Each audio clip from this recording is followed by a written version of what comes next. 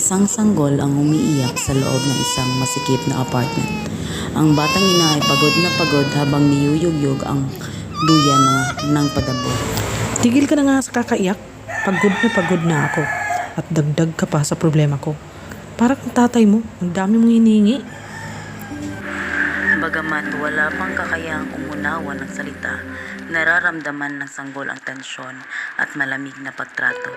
Ang ganitong emosyon na pag-abandona ay nagiging pundasyon ng walang kasiguridad. Ang bata ngayon ay binatilyo na.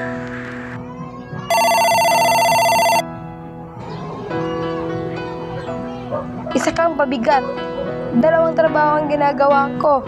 Pero kahit grades mo, hindi mo lang maayos.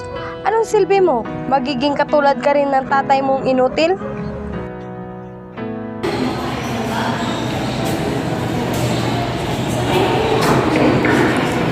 Mata?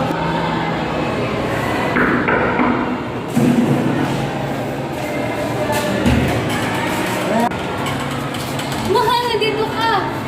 Hindi mo talaga nakalimutan. Alam mo ba ngayong araw ngayon? Anong Lunes? Hindi mo ba alam ang pinagdidiriwang natin ngayon? Ano ba naman, Clyde?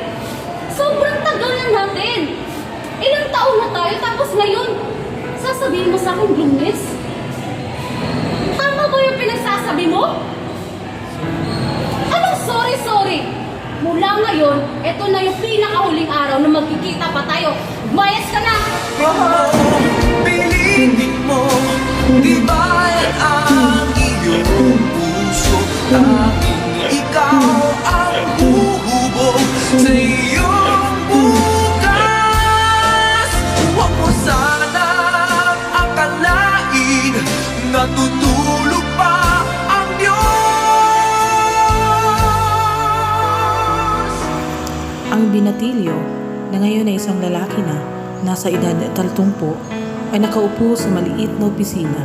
Nakatingin siya sa email ng kanyang boss na puno ng feedbacks.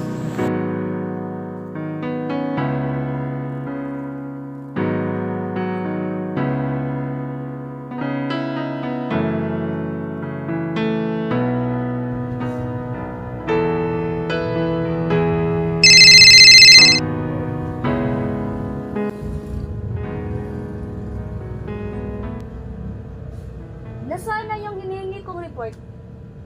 Ano, kaya mo pa ba? Kasi kung hindi mo kaya ang pinapagawa ko, maghahanap lang ako ng magaling at kayang gawin ang pinapagawa ko sa'yo. Wala kang kwenta.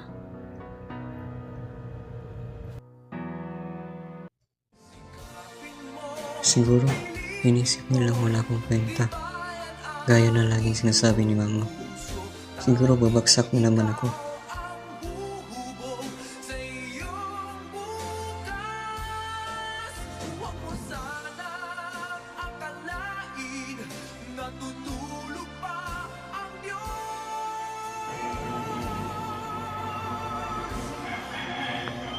Nilayuan nila ako dahil wala akong kwentang tao simula sa pool.